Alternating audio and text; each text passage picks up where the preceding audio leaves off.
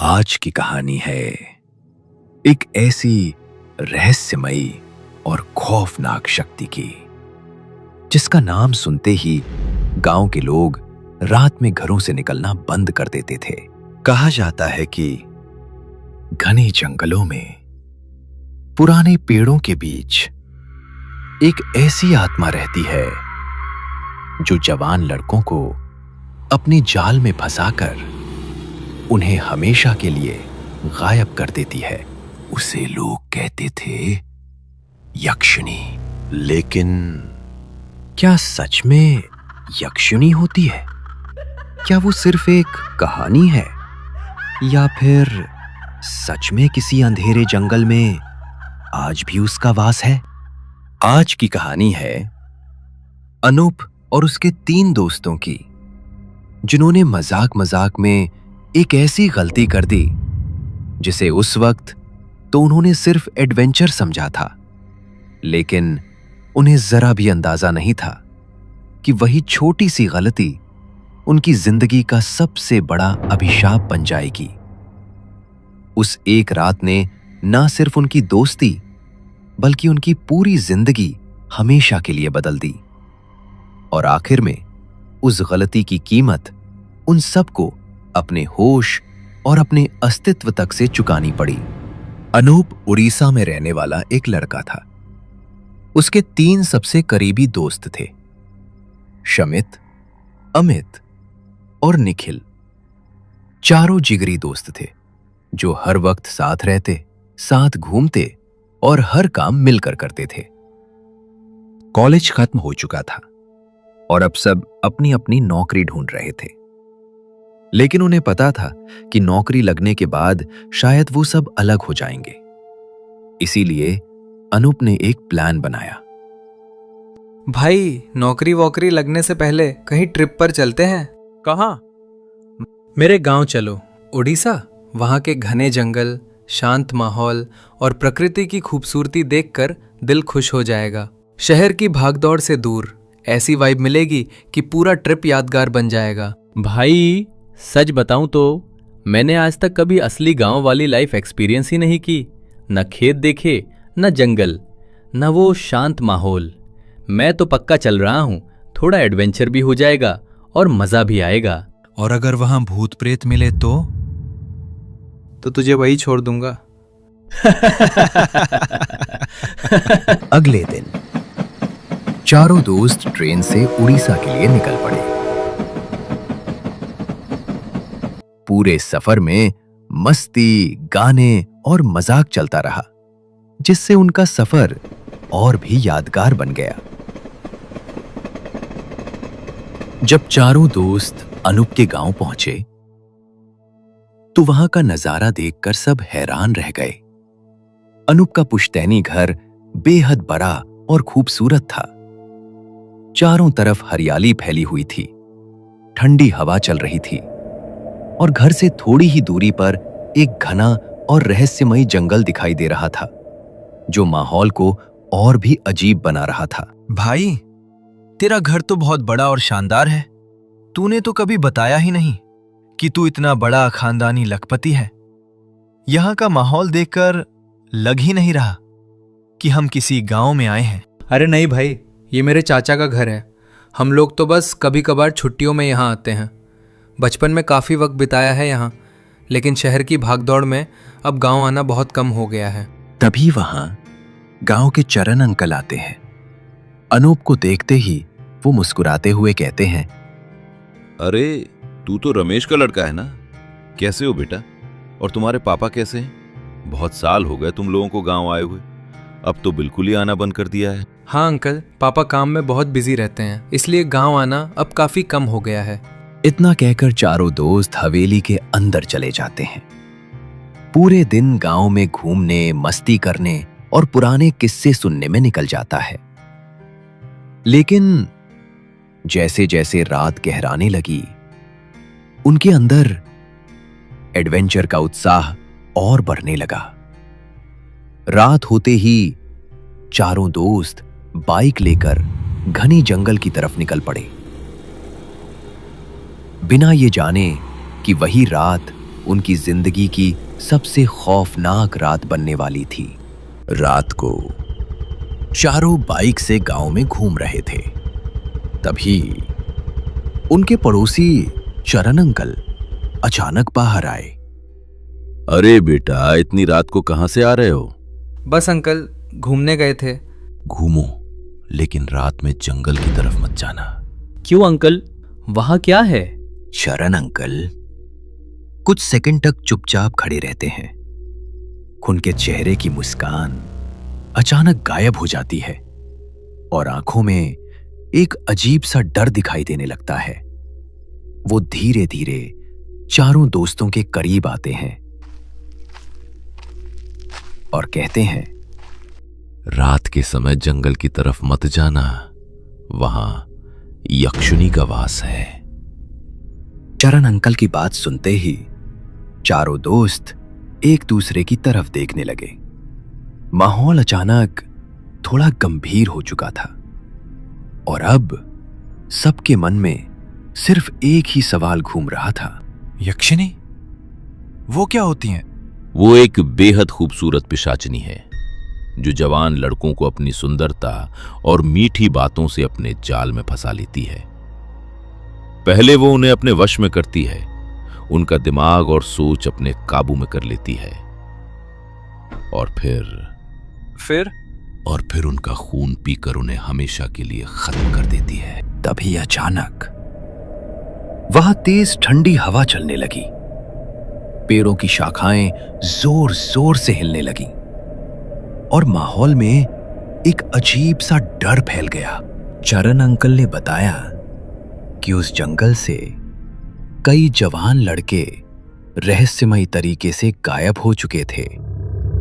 यक्षिणी पहले अपनी खूबसूरती और मीठी बातों से उन्हें अपनी तरफ आकर्षित करती, फिर उन्हें अपने करीब बुलाकर संभोग के बहाने अपनी जाल में फंसा लेती और जैसे ही कोई पूरी तरह उसके वश में आ जाता, वो उसे बेरहमी से नोच नोच कर उसका खून पी जाती थी। लेकिन उन चारों नरकों को चरण अंकल की बातों में डर कम और रोमांच ज्यादा महसूस हो रहा था। उन्हें लग रहा था कि शायद गांव वाले सिर्फ डराने के लिए ऐसी कहानियां बनाते हैं। उनके मन में अब डर नहीं, बल्कि उस रहस्यमयी यक्षिणी को देखने की उत्सुकता बढ़ने लगी थी। रात के करीब 2 बजे अनूप और शमित गहरी नींद में सो चुके थे, लेकिन अमित और निखिल की आंखों से नींद गायब थी। उनके दिमाग में बार बार सिर्फ यक्षिणी और जंगल वाली बातें घूम रही थीं। तभी कमरे के सन्नाटे में अमित धीरे से निखिल के कान के पास फुसफुसाते हुए कहता है, भाई सोच, अगर सच में कोई ऐसी खूबसूरत लड़की मिल गई तो? चलना देख कर आते हैं, ज्यादा से ज्यादा क्या होगा। दोनों चुपके से बाइक लेकर जंगल की तरफ निकल पड़े। घना जंगल, गहरा अंधेरा और चारों तरफ से आती अजीब आवाजें। माहौल बेहद डरावना था, लेकिन अमित और निखिल पर यक्षिणी को देखने का जुनून सवार था। चरण अंकल से उसकी खूबसूरती के बारे में सुनकर वो दोनों मानो उसके ख्यालों में खो चुके थे।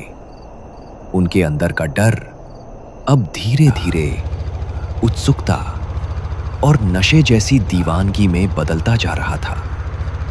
तभी अचानक अमित जंगल के बीच जोर से चिल्लाते हुए कहता है, अरे यक्षिणी, कहाँ है तू?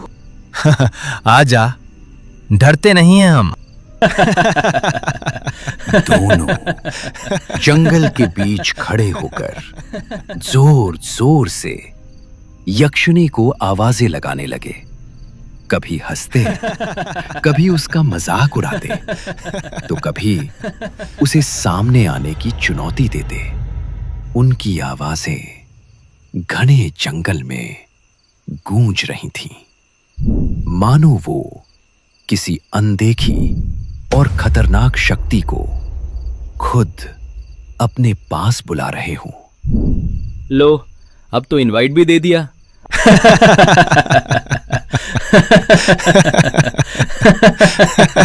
लेकिन अगले ही 5 मिनट में सब बदल गया। अचानक अमित के सिर में भयंकर दर्द शुरू हो गया।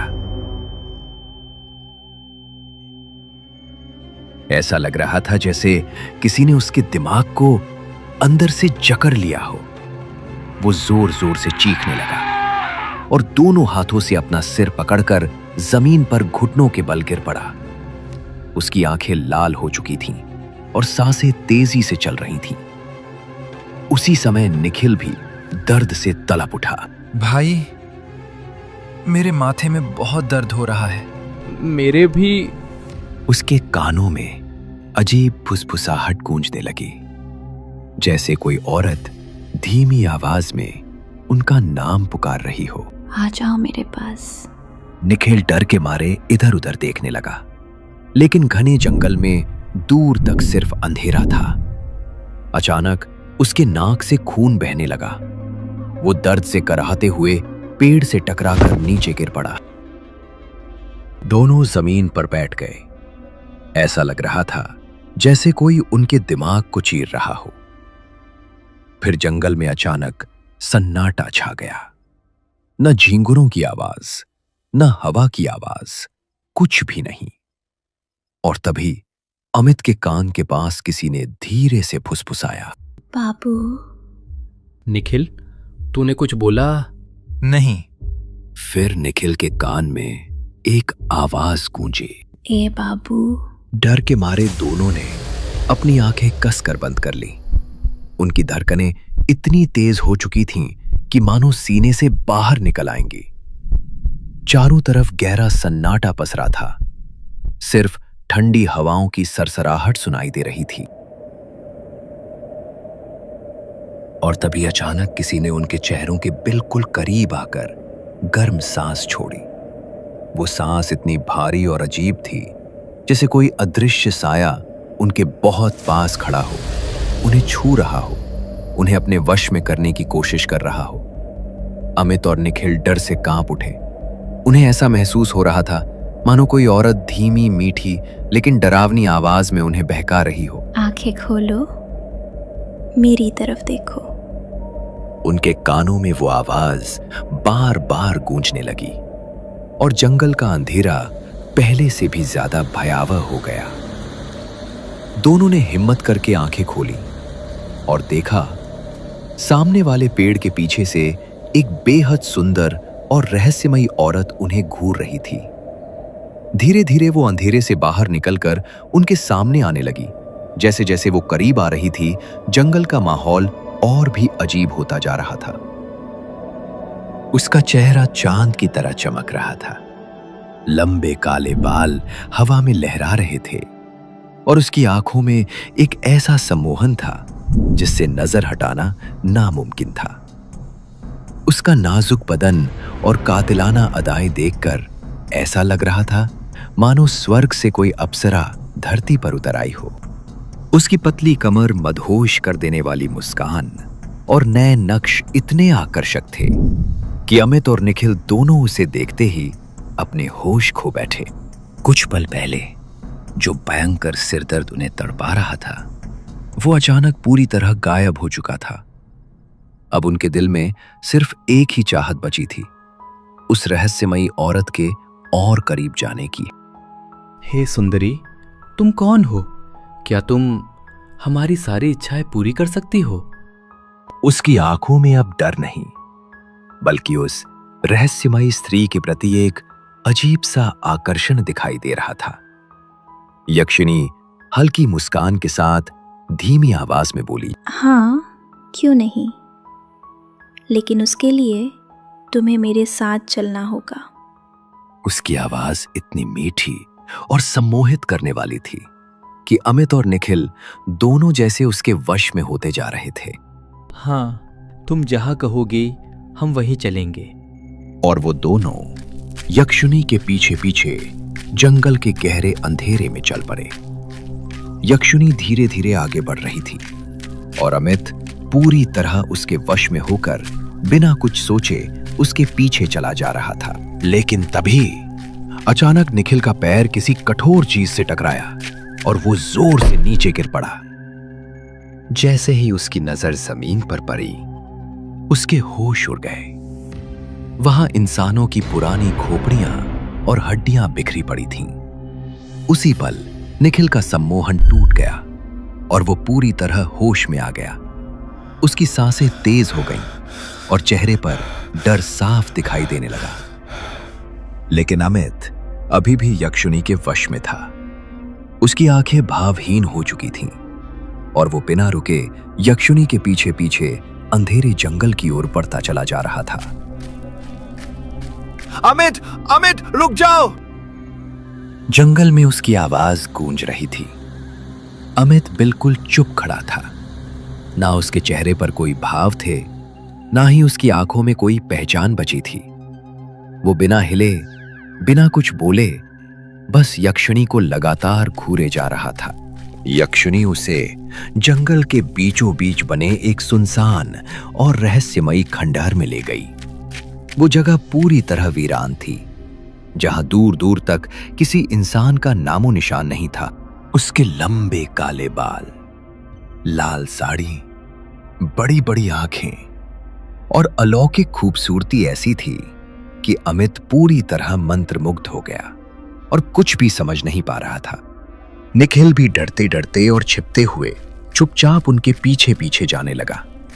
वो हर कदम बहुत सावधानी से रख रहा था ताकि यक्षिणी को उसकी मौजूदगी का एहसास न हो, क्योंकि अब उसे एहसास हो चुका था कि अमित किसी भयानक खतरे में फंस चुका है। वो धीरे धीरे अमित के करीब आई, उसका कॉलर पकड़कर उसे अपनी ओर खींचा और फिर उसे कसकर गले लगा लिया। अमित पूरी तरह उसके वश में था, मानो अब उसका अपने मन और शरीर पर कोई नियंत्रण ही ना बचा हो। फिर उसने धीरे धीरे अपनी साड़ी का पल्लू सरकाना शुरू किया। निखिल डर गया, लेकिन उसकी आंखें उससे हट नहीं रही थी। उसने कांपते हाथों से मोबाइल निकाला और वीडियो रिकॉर्ड करना शुरू कर दिया। यक्षिणी ने अमित के कपड़े उतारे, उसे जमीन पर लिटाया और उसके साथ अंतरंग होने लगी। लेकिन अगले ही पल सब कुछ बदल गया। उसने अमित का चेहरा अपने हाथों में थाम लिया और उसे चूमना शुरू कर दिया। लेकिन अचानक उसने अपने नुकीले दांतों से अमित के होंठ नोच डाले। हे भगवान! फिर उसने उसकी नाक चबा डाली। अमित दर्द में था, लेकिन फिर भी मुस्कुरा रहा था, क्योंकि वो पूरी तरह उसके वश में था। डर के मारे निखिल ने एक पत्थर उठाया और यक्षिणी पर फेंक दिया। यक्षिणी ने धीरे धीरे अपनी गर्दन 180 डिग्री घुमाई और सीधा निखिल की तरफ देखा। अब उसका असली चेहरा सामने था। विशाल आंखें, पूरे चेहरे पर खून और मुंह में अमित के होंठ। वो मुस्कुरा रही थी। निखिल चीख पड़ा और जंगल से भाग गया।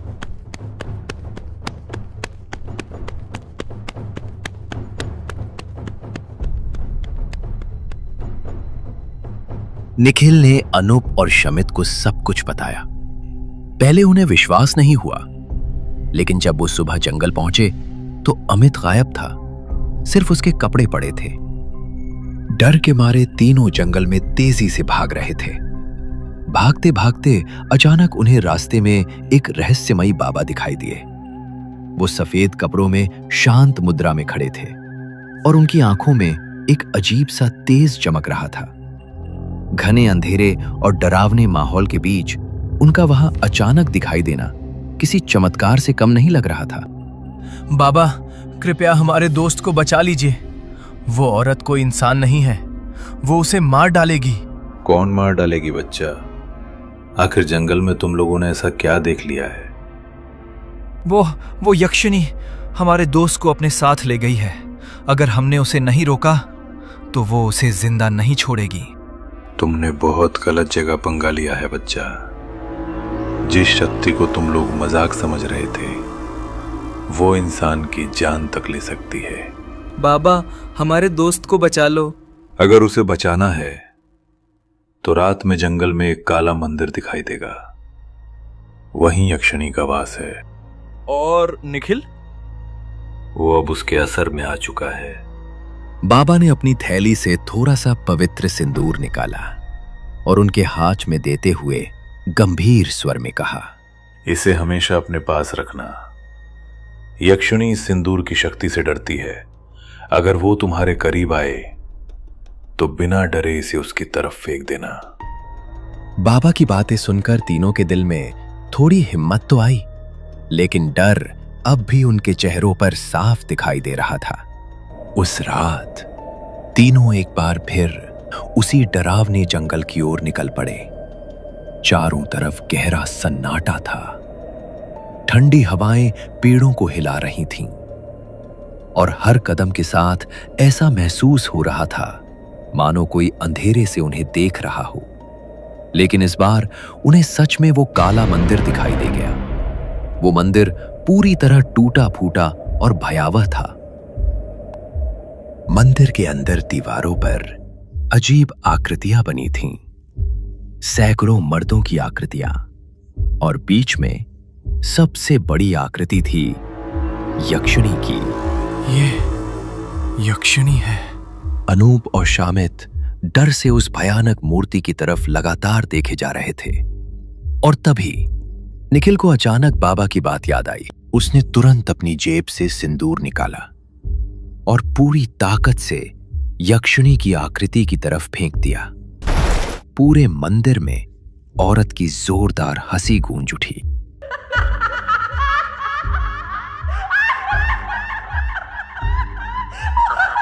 और तभी वो सामने आ गई। लाल साड़ी, खुले काले बाल और बेहद खूबसूरत चेहरा, लेकिन उसकी आंखों में सिर्फ मौत और खौफ दिखाई दे रहा था। वो धीरे धीरे उनके करीब आई और उन्हें बहकाने लगी। अनूप ने किसी तरह अपनी नजरें नीचे कर ली, लेकिन शमित और निखिल पूरी तरह उसके वश में जा चुके थे। यक्षिणी ने धीरे से अपनी साड़ी का पल्लू सरकाया और अपनी सम्मोहित करने वाली अदाओं से दोनों को अपनी तरफ खींचने लगी। शमित, निखिल, भागो वहां से। लेकिन दोनों बस मुस्कुरा रहे थे। अनूप डर कर वहां से भाग गया। मंदिर के बाहर उसे वही बाबा मिले। बाबा, मेरे दोस्तों को बचा लो। लेकिन बाबा मुस्कुराए। तू भी जा, मजे कर। तभी अनूप को समझ आया कि असली राक्षस यक्षिणी नहीं, ये बाबा था। वही यक्षिणी को काबू में रखता था और बदले में जवान लड़कों की बलि देता था। अनूप ने डर के मारे चाकू निकाला और बाबा के पेट में घोंप दिया, फिर वहां से भाग गया। जब गांव वाले सुबह वहां पहुंचे तो ना कोई मंदिर था, ना बाबा, ना शिमित, ना निखिल। सिर्फ अनूप बचा था और आज तक उसके दोस्तों की लाश तक नहीं मिली। कहते हैं आज भी उस जंगल में रात के समय एक औरत की हंसी सुनाई देती है, और अगर कोई जवान लड़का देर रात उस जंगल में चला जाए तो वो कभी वापस नहीं आता।